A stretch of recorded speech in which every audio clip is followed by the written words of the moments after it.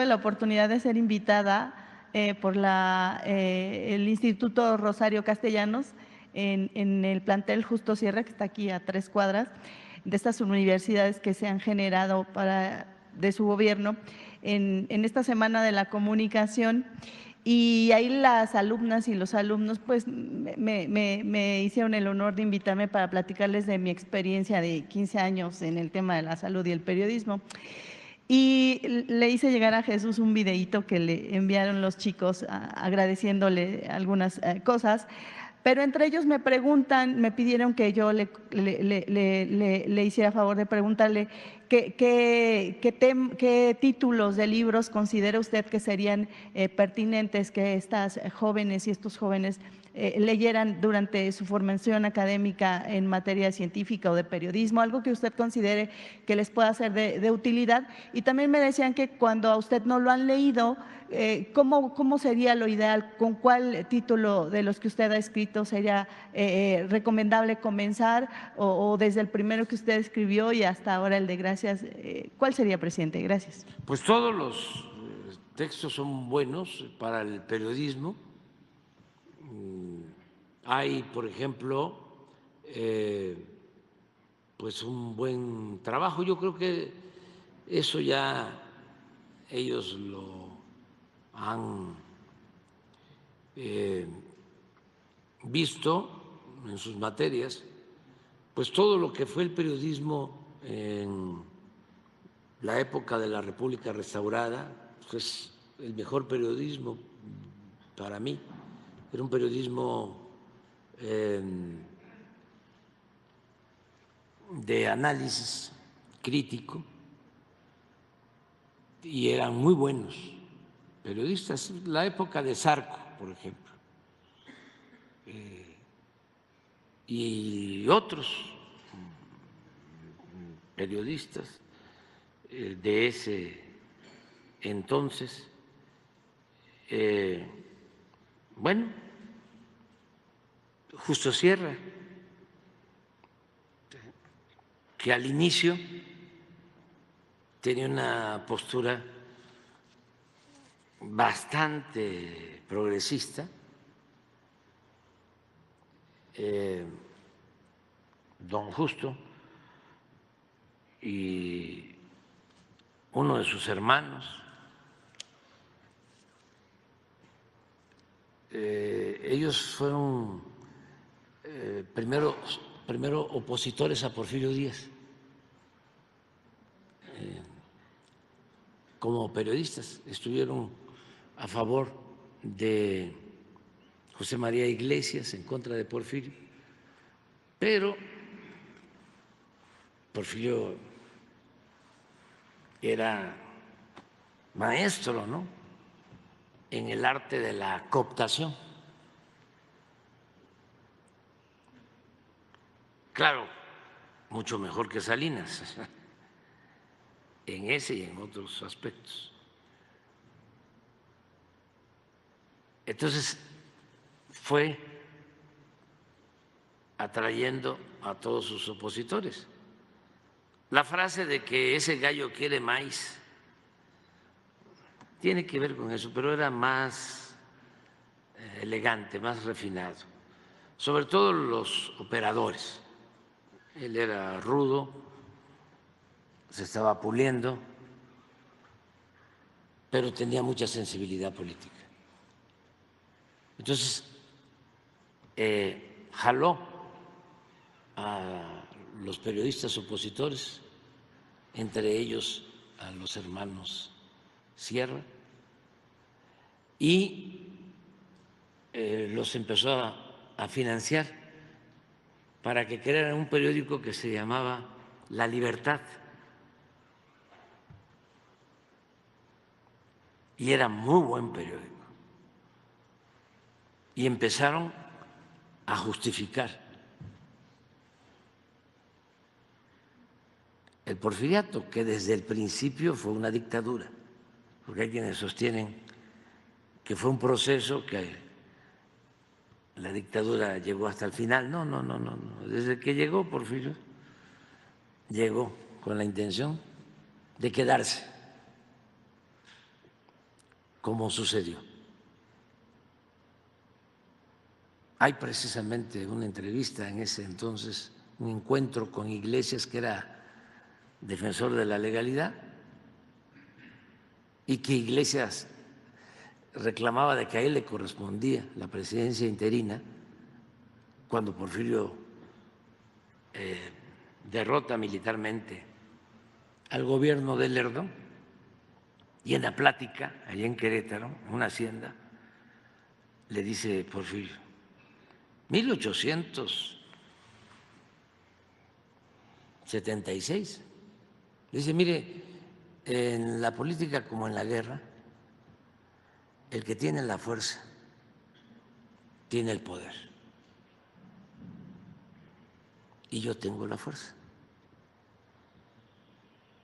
Usted, Iglesias, le decía, muy sensato, ¿no? Como era el presidente de la Suprema Corte, le correspondía ser presidente interino y convocar elecciones. Cumpla con la formalidad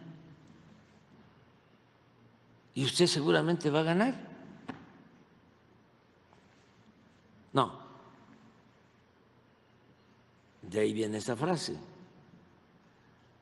El que tiene la fuerza tiene el poder. Como él había ganado la batalla de Tecoac en Tlaxcala, que le permitió tomar la Ciudad de México y echar de la presidencia a Sebastián Lerdo de Tejada, pues estamos hablando de 1876, 76 finales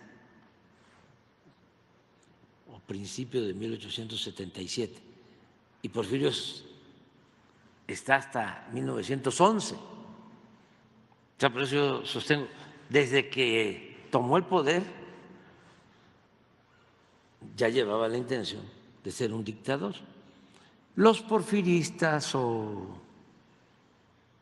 historiadores acomodaticios hablan de que ni siquiera era dictadura, que era una dictablanda, o que sí fue dictadura, pero que al final no, desde el principio. Entonces, él empieza a cooptar lo que significa cooptar, que de manera más cruda, es comprar a sus opositores, al grado que cooptó al que terminaría siendo su suegro,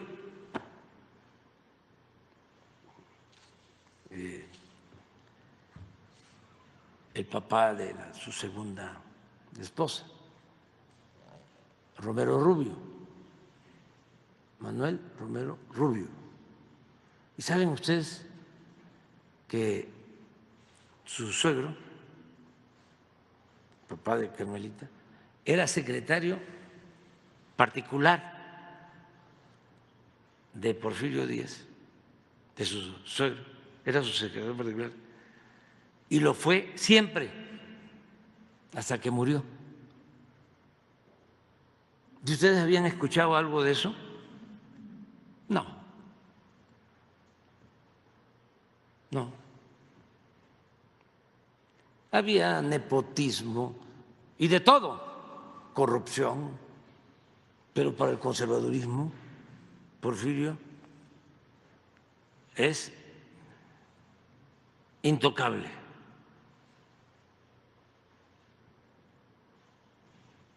Pues él atrae, lo cierra, forman este periódico, La Libertad. Eso es muy importante que los muchachos lo lean, porque ese es el periódico que empieza a justificar la dictadura porfirista. Y luego surgen otros. Había un periódico compositor entonces del abuelo de Octavio Paz, que se llamaba Ireneo Paz.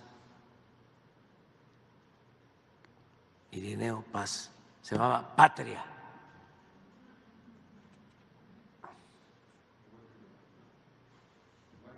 En Cuba. Sí, Patria. Que hablando de Ireneo Paz y de Justo Sierra, antes habían duelos.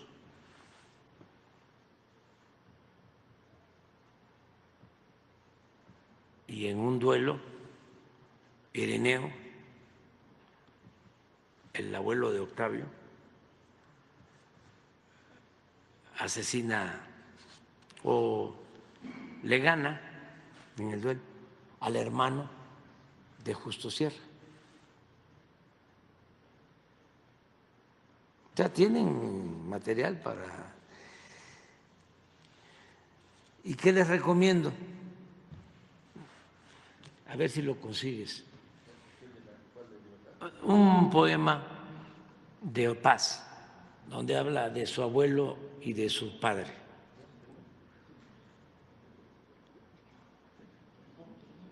Porque su padre, de Octavio Paz, fue zapatista. Y su abuelo era liberal. Ah, está, La Libertad. Era el de Linneo, ¿ah? Sí. No, este es el de Justo Sierra y su No, hermano. no, no, no. Ese sí, ese es el de Justo Sierra, La Libertad, y el otro es Patria, el de Irene. Ah, pero es muy interesante porque el primer número de este periódico, dicen los editores, llegamos a un acuerdo con el gobierno, así como Aguilar Camín. Dice, nos van a subvencionar, o sea, nos van a dar dinero para publicar el periódico, pero han hecho el compromiso de no intervenir en nuestra política editorial. Entonces ya nada más yo me volteo así. ¿Y qué anda haciendo, compadre? Porque así le dijo Manuel González a Porfirio Díaz cuando lo fue a ver, que empezó a jalar los cajones. ¿Y qué anda buscando? Al tonto que te lo crea, por lo que le estaba diciendo. Pero si ven el editorial, el anuncio del primer número de este periódico, van a encontrar eso, de cómo sostienen de que el acuerdo era, los vamos a financiar desde el gobierno, pero van a ser libres. Y no, siempre buscaron justificar al régimen. Miren, este es para mí un autorretrato de Octavio Paz. O sea, no les va a gustar a lo mejor, pero yo siempre digo lo que pienso. Dice, mi abuelo, al tomar el café, me hablaba de Juárez y de Porfirio, los suavos y los plateados, y el mantel olía a pólvora. Mi padre, al tomar la copa, me hablaba de Zapata y de Villa, Sotoygama y Flores Magón, y el mantel olía a pólvora. pero esa es la revelación. Yo me quedaba callado. ¿De quién podría hablar?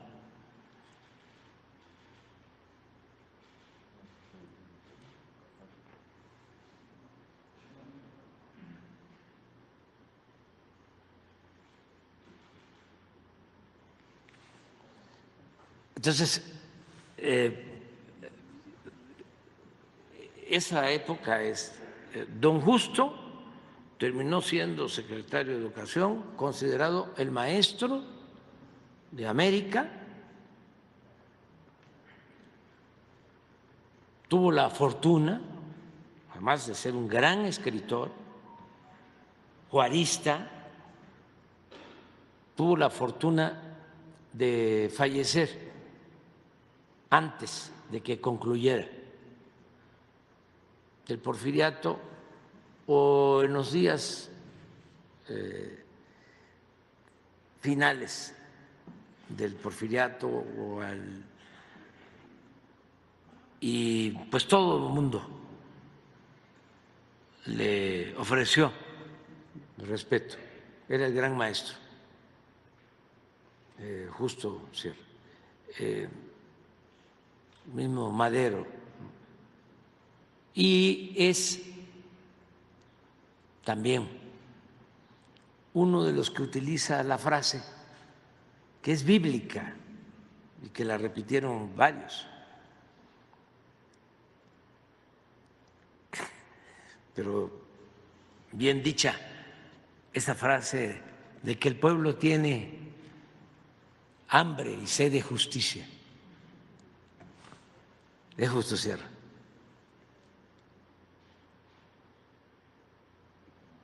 Pero ya la habían dicho otros, bueno, es bíblica.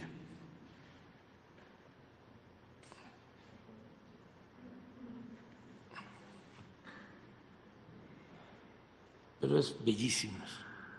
Pero esa es la historia, porque ahí está su abuelo, su papá, de Octavio.